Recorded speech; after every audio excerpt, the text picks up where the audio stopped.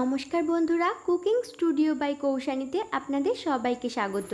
আজ আমি আপনাদের সাথে শেয়ার করব খুবই সহজভাবে তৈরি একদম দোকানের মতো খাস্তা মুচমুচে আর অসংখ্য লেয়ারযুক্ত আলুর পাফ প্যাটিসের রেসিপি।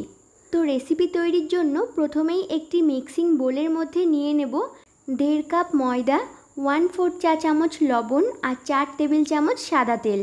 এবার তেলের সঙ্গে ময়দা এইভাবে হাত দিয়ে ভালো করে মিশিয়ে নিতে হবে।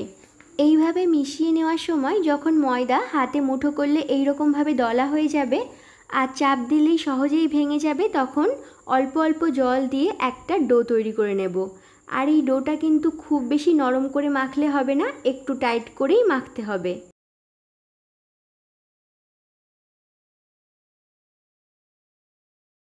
ডোটা রেডি হয়ে গেছে, এখন এটা ঢাকা দিয়ে 10 মিনিট রেখে দেব।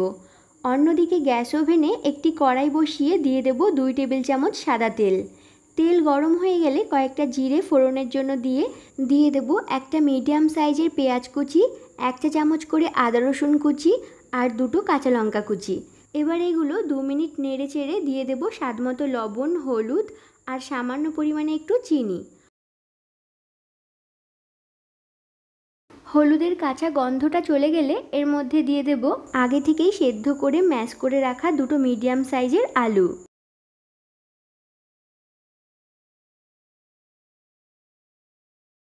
সব মশলার সঙ্গে আলুটাকে ভালো করে মিশিয়ে নেব। এরপর আমি এখানে নিয়ে নিয়েছি 1/2 চা চামচ করে জিরে গুঁড়ো, ধনে গুঁড়ো, লাল লঙ্কা গুঁড়ো, চাট মশলা আর সামান্য পরিমাণে একটু গরম মশলা। এবার এই মশলাগুলো দিয়ে 2-3 মিনিট নেড়ে চেড়ে শেষে কয়েকটা ধনেপাতা কুচি দিয়ে নামিয়ে নেব।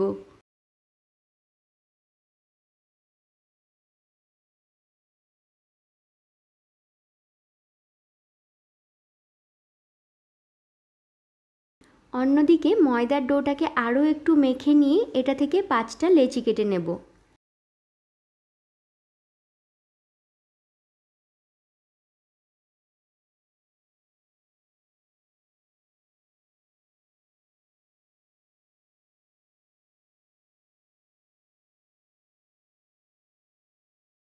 এবার একে একে প্রত্যেকটা লেচি নিয়ে একটু কর্নফ্লাওয়ার মাখিয়ে রুটির থেকে একটু পাতলা করে বেলে নেব।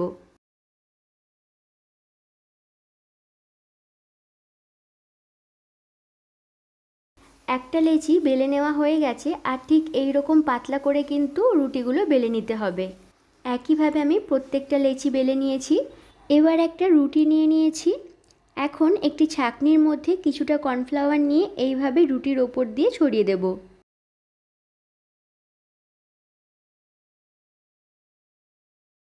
একইভাবে প্রত্যেকটা রুটি একটার ওপরে আরেকটা রেখে কর্নফ্লাওয়ার দিয়ে নিয়েছি। এখন এই 5টা রুটি একসঙ্গে নিয়ে 4-5টা ফোল্ড করে একটু কর্নফ্লাওয়ার ছড়িয়ে নিয়ে হালকা হাতে চৌকো শেপে বেলে নেব।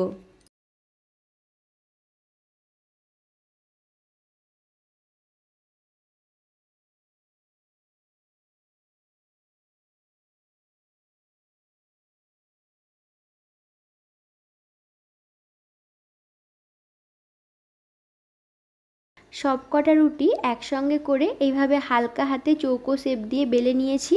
এবার একটি চাকুর সাহায্যে এর চারিপাশের অংশটা একটু কেটে নিয়ে বাদ দিয়ে 4 ভাগে ভাগ করে নেব। আমি প্যাটিসগুলো একটু বড় সাইজের করেছি, আপনারা ছোট আকারে করতে চাইলে 6 ভাগে ভাগ করে নিতে পারেন।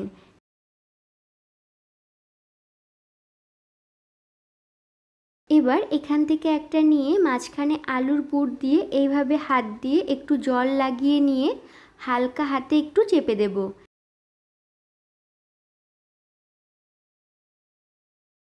একইভাবে প্রত্যেকটা রেডি করে নিয়েছি।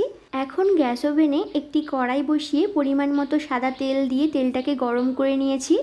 এবার গ্যাসের ফ্লেম মিডিয়ামে রেখে একে একে প্যাটিসগুলো দিয়ে একটু সময় নিয়ে উল্টে পাল্টে ভেজে নেব। আর এগুলো ভাজার সময় এইরকম একটি খুন্তি বা চামচের সাহায্যে লেয়ারগুলোকে ছাড়িয়ে দিলে কিন্তু খুবই সহজে প্রত্যেকটা লেয়ার আলাদা হয়ে যাবে। তো এই প্যাটিসটা কিন্তু ভেজে নেওয়া হয়ে গেছে, এখন এটা তুলে নেব আর বাকিগুলো একইভাবে ভেজে নেব।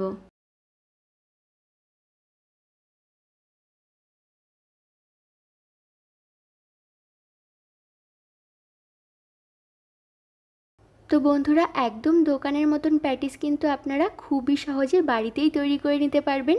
আর এগুলো খেতেও কিন্তু ভীষণ টেস্টি হয়। তো বন্ধুরা, আজকে আমার এই রেসিপি ভালো লেগে থাকলে please like, comment, share, subscribe আর ফলো করে পাশে থাকার অনুরোধ রইল।